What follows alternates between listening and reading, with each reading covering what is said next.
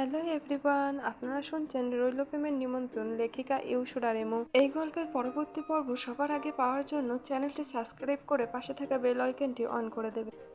কথাগুলো বলার সময় শাহরের কণ্ঠে ছিল এক অদ্ভুত কমলতা। এই পৃথিবীতে মুমতাজ বেগমই তার সবচেয়ে আপন মানুষ। আবার পাশাপাশি মায়ের অসংখ্য সংগ্রামের সাক্ষী সে নিজেই। সে জানে মায়ের একমাত্র ছেলে, মায়ের কথা তার মান্য করা সবচেয়ে বড় দায়িত্ব। নিজের ব্যক্তিগত অনুভূতির চেয়ে মায়ের মুখের হাসিটাই তার কাছে সবসময় বেশি মূল্যবান।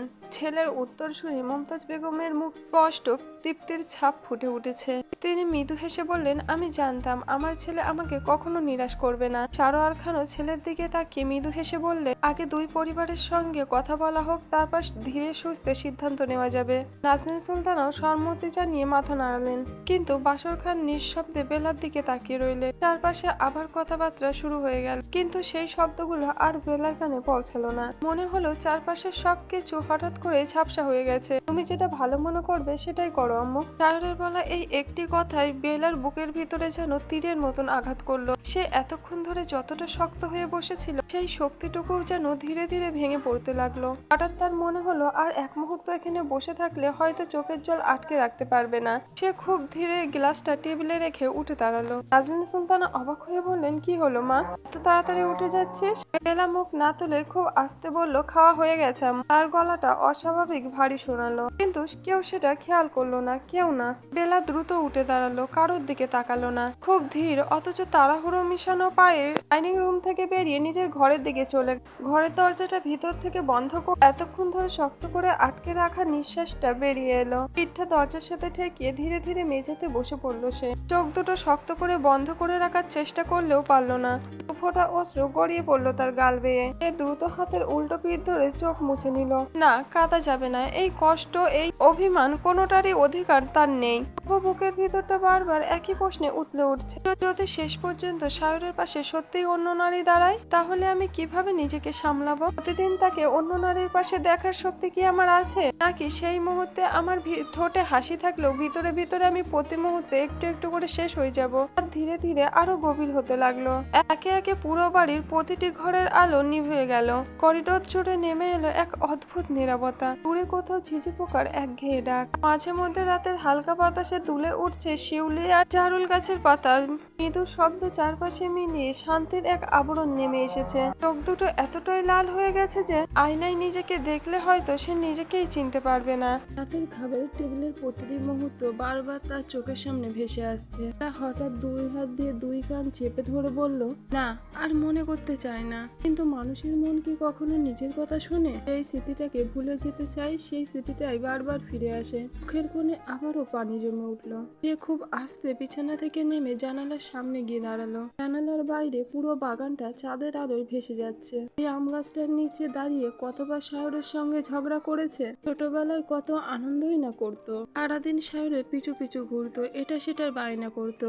বেলা দীর্ঘশ্বাস ফেললো, নিজের বুকের ওপর হাত রেখে ফিসফিস করে বলল, কেন এমন হলো? কখন যে আপনাকে এতটা আপন করে ফেললাম? মনে পড়ে গেল শাহরের ছোট ছোট যত্নের কথা, জোর করে পানি খাওয়ানো, না খেয়ে থাকলে বকা দেওয়া, মুখ দেখলে তার মনের কথা বুঝে যাওয়া। সেই স্মৃতিগুলোই আজ তাকে সবচেয়ে বেশি কষ্ট দিচ্ছে। নিজেকেই বোঝানোর চেষ্টা করলো, না এটা ভুল, ওনার উপর আমার কোনো অধিকার নেই। কিন্তু কথাগুলো শেষ হওয়ার আগে চোখ বেয়ে অশ্রু গড়িয়ে পড়লো। অনেকক্ষণ কান্নার পরে সে অজু করে নামাজ পড়লো। সেজদায় মাথা রেখে কাপা গলায় দোয়া করলো, হে আল্লাহ, আমি কাউকে দোষ দিচ্ছি না। ভুল যদি কেউ করে থাকে তবে সেটা আমি। আমার মনটা শান্ত করে দিন, কষ্ট না দিয়ে সবকিছু মেনে নেওয়ার শক্তি দিন। কিন্তু নামাজ শেষ হলেও বুকের ভিতরের অস্থিরতা কমলো না। রাত ভর তার চোখে এক ফোঁটা ঘুম এলো না। ফজরের আজানের পর নামাজ পড়লো। সারা রাত না ঘুমিয়ে আর ঠিক মতো না খেয়ে শরীরটাও ভেঙে পড়ছিল। ভোরের আলো ফুটতেই সে বিছানায় গিয়ে শুয়ে পড়লো। মনে মনে ভাবলো, আর 5 মিনিট পর উঠে কলেজে যাওয়ার জন্য রেডি হব। বালিশে মাথা রাখতেই শরীরটা কেমন অবশ অবশ লাগতে শুরু করলো। চোখ দুটো ধীরে ধীরে বন্ধ হয়ে এলো। অত্যাধিক ক্লান্তি আর দুর্বলতায় সে গভীর নিদ্রায় মতো নিস্তেজ হয়ে রইল।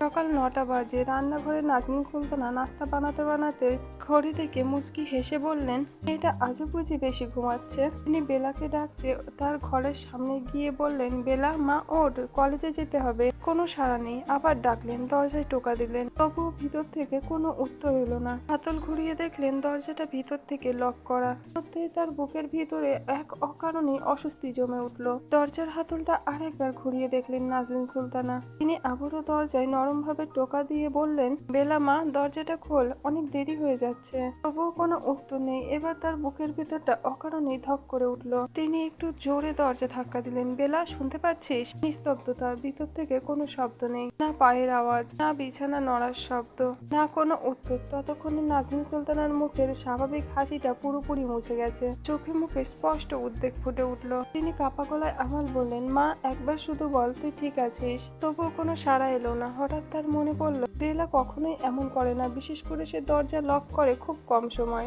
ঘুম যতই গভীর হোক, মায়ের দ্বিতীয় ডাকের পরই দরজা খুলে দেয়। কেন খুলছে না?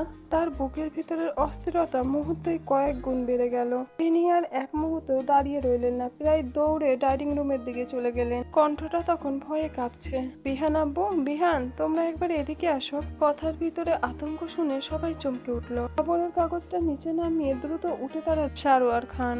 খান তাড়াতাড়ি এগিয়ে এলেন। বিহান প্রায় দৌড়ে এসে, কি হয়েছে আম্মু? নাজনীন সুলতানার চোখ ইতিমধ্যে ভিজে উঠেছে। অনেকক্ষণ ধরে বেলাকে ডাকছি, দরজা খুলছে না। বিহান প্রথমে বিষয়টাকে স্বাভাবিকভাবেই নিল, হেসে বলল, আরে হয়তো গভীর ঘুমে আছে, আমি ডাকছি। সে দ্রুত বেলা দরজার সামনে এসে ডাকলো, এই পাগলি, কত ঘুমাবি, ওঠ। কোনো উত্তর নেই। সে এবার দরজায় মুষ্টি দিয়ে ধাক্কা দিল। ধূপ ধাপ শব্দ করে আবারও ডাকলো, বেলা, দরজা খোল। তবুও নিস্তব্ধতা। বিহানের মুখের হাসিটা মিলিয়ে গেল। পুরো কুচকে বলল, বেলা, মজা করিস না, দরজা খোল বোন। ঠিক তখনই নিজের রুম থেকে বের হচ্ছিল সাহেব, কলেজে যাওয়ার জন্য। সাথে সাথে গোটাতে গোটাতে নামছিল সিঁড়ি বেয়ে। বেলার রুমের দরজার সামনে এত মানুষের জটলা দেখে থেমে গেল। তারপর নাজনীন সুলতানের কাঁদো কাঁদো মুখটা দেখে বুকের ভিতরটা অদ্ভুত ভাবে কেঁপে উঠল। দ্রুত এসে উদ্বিগ্ন গলায় বলল, কি হয়েছে?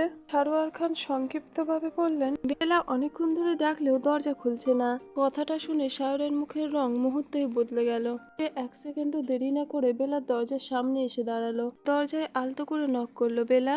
তার কণ্ঠ আগের মতোই শান্ত, যেন আশা করছে এই ডাকেই বেলার দরজা খুলে যাবে। কিন্তু না, কোনো উত্তর এলো না। সে আবারও ডাকলো, এবার কণ্ঠে স্পষ্ট উদ্বেগ, বেলা, দরজাটা খোল। সায়র দরজায় কান দিয়ে শুনতে চেষ্টা করলো। ভিতরে কোনো নড়াচড়া বা হাঁটা চলার শব্দ নেই। তার বুকের ভিতরটা কেমন ধক করে উঠলো। এবার বিহান প্রায় চিৎকার করে উঠলো, বেলা প্লিজ, একটা কথা বল। নাজনীন সুলতানা আর নিজেকে ধরে রাখতে পারলেন না। চোখের পানি মুছতে মুছতে বললেন, আমার মেয়েটার কিছু হয়নি তো সায়র? সায়র তখন সম্পূর্ণ নিশ্চুপ। তার চোখ স্থির হয়ে আছে দরজার দিকে। বুকের ভিতরে যেন একটা ঝড় বয়ে যাচ্ছে। অকারণে একটা ভয় গ্রাস করছে। তার মনে পড়ে গেল গতকালের সকল ঘটনা। সবকিছু যেন একসাথে গেঁথে হয়ে তার মাথায় ফিরে এলো। সে নিজের অজান্তেই ফিসফিস করে বলল, না, কিছু হবে না। সায়র ধীরে ধীরে সবার মুখের দিকে তাকালো। তখন তার মুখে আর স্থিরতা নেই। চোয়াল শক্ত হয়ে গেছে। চোখে মুখে স্পষ্ট উৎকণ্ঠা। খুব নিচু কিন্তু দৃঢ় গলায় বলল, সবাই একটু পিছনে যাও। বিহান সঙ্গে সঙ্গে তার দিকে তাকালো। দুইজনের চোখ এক মুহূর্তের জন্য মিলল। কোনো কথা হলো না। তবুও যেন দুইজন এক সিদ্ধান্তে পৌঁছে গেছে। সায়র গভীর শ্বাস নিল। তারপর দরজার দিকে এক পা এগিয়ে গেল। চোখের দৃষ্টিটা মুহূর্তেই কঠিন হয়ে উঠল। দরজার উপর হাত রেখে খুব আস্তে বলল, বেলা, আমি শেষবারের মতো বলছি, যদি শুনতে পাস দরজাটা খুলে দে। মুমতাজ বেগম নির্বাক হয়ে দাঁড়িয়ে আছেন। এতক্ষণে তিনি বুঝে গেলেন। সায়র দরজার সামনে এসে একবার গভীর নিঃশ্বাস নিয়ে মনে মনে প্রার্থনা করলো, আল্লাহ, বেলার যেন কিছু না হয়। পরের মুহূর্তে সে সমস্ত শক্তি দিয়ে দরজায় ধাক্কা দিল। প্রচন্ড শব্দে পুরো করিডোর কেঁপে উঠল। কিন্তু দরজা খুলল না। বিহানও পাশে এসে দাঁড়ালো। দুজন একসঙ্গে আবার ধাক্কা দিতে লকের অংশ ভেঙে দরজা খুলে গেল। টেবিল ল্যাম্প এখনো জ্বলছে আর বিছানায় নিশ্চুপ হয়ে শুয়ে আছে বেলা। মুখ অস্বাভাবিক ফ্যাকাশে, চোখ বন্ধ, হাতটা বিছানার এক কিনারায় ঝুলছে। দৃশ্যটা দেখে নাজনীন সুলতানা চিৎকার করে কেঁদে উঠলেন। সায়র ছুটে গিয়ে আলতো করে বেলার কাঁধে হাত দিয়ে বলল, বেলা, শুনতে পাচ্ছিস? কোনো সাড়া নেই। বিহানও বোনের পাশে বসে কাপা গলায় ডাকতে লাগলো। সায়র তাড়াতাড়ি নাকে হাত রেখে তার শ্বাস প্রশ্বাস পরীক্ষা করলো। খুব ধীরে হলেও শ্বাস চলছে, সেটা বুঝতে পেরে সে স্বস্তির নিঃশ্বাস ফেললো। কিন্তু উদ্বেগ একটুও কমলো না। সে দ্রুত বাসরখানের দিক তাকিয়ে দৃঢ় গলায় বলল, চাচু, আর দেরি করা যাবে না, এখনই হাসপাতালে নিয়ে যেতে হবে। বাসর খান সঙ্গে সঙ্গে বিহানকে গাড়ি বের করতে বলল। পড়লেন। নাজনীন সুলতানা বেলার মাথায় হাত বুলিয়ে কাঁদতে লাগলেন, আর মমতাজ বেগম নিঃশব্দে দাঁড়িয়ে বেলার মুখের দিকে তাকিয়ে রইলেন। তো রাতের কথাগুলো যেন তার মনে একে একে ফিরে আসতে লাগলো, কিন্তু তার চোখ মুখে কোনো অপরাধ বোধের ছায়া নেই। কোনো কথা না বলে শাওর অত্যন্ত যত্নে বেলাকে 2 হাতে তুলে নিজের বুকের কাছে আগলে নিল। এই মুহূর্তে তার মুখের আড়ালে লুকিয়ে ছিল গভীর আতঙ্ক, আর বুকের ভিতরে শুধু বারবার একটাই প্রার্থনা প্রতিধ্বনিত হচ্ছিল, বেলা যেন সুস্থ থাকে। বাইরে তখন গাড়ির হর্ন বেজে উঠেছে। মুহূর্তের মধ্যে শান্ত সকালের বাড়িটায় উদ্বেগ আর উৎকণ্ঠায় ভারী হয়ে উঠল। সবাই দ্রুত বেলাকে নিয়ে হাসপাতালের উদ্দেশ্যে বেরিয়ে পড়ল। হাসপাতালে পৌঁছাতে চিকিৎসকরা দ্রুত বেলাকে জরুরি বিভাগে নিয়ে গেলেন। বাইরে উৎকণ্ঠায় অপেক্ষা করতে লাগলেন সারোয়ার খান, নাজনীন সুলতানা, বিহান, বাসর খান আর সায়র। করিডোর জুড়ে তখন নিস্তব্ধতা আর উদ্বেগের ভারী আবহ। কিছুক্ষণ পর চিকিৎসক বাইরে বেরিয়ে এসে শান্ত গলায় বললেন, চিন্তার কোনো কারণ নেই। অতিরিক্ত মানসিক চাপে, সারাদিন ঠিকমতো না খাওয়া, পর্যাপ্ত ঘুম না হওয়া এবং শরীরের দুর্বলতার কারণে সাময়িকভাবে জ্ঞান হারিয়েছিলেন। কয়েক ঘন্টা পর্যবেক্ষণে রাখি, জ্ঞান ফিরলেই বাসায় নিয়ে যেতে পারবেন। তবে এখন থেকে তার খাওয়া দাওয়া আর মানসিক অবস্থার দিকে খুব ভালোভাবে খেয়াল রাখতে হবে। কথাগুলো শুনে সবার বুক থেকে যেন একটা ভারী পাথর নেমে গেল, কিন্তু শাহরের ভিতরের অস্থিরতা একটু কমলো না। সে হাসপাতালের করিডোরে নিশ্চুপ দাঁড়িয়ে 2 হাত শক্ত করে মুঠো করে ফেললো। কয়েক ঘন্টা পর ধীরে ধীরে বেলার জ্ঞান ফিরল। চিকিৎসক শেষবার কিছু পরীক্ষা করে ওষুধ লিখে দিলেন এবং বিশ্রাম নেওয়ার পরামর্শ দিলেন।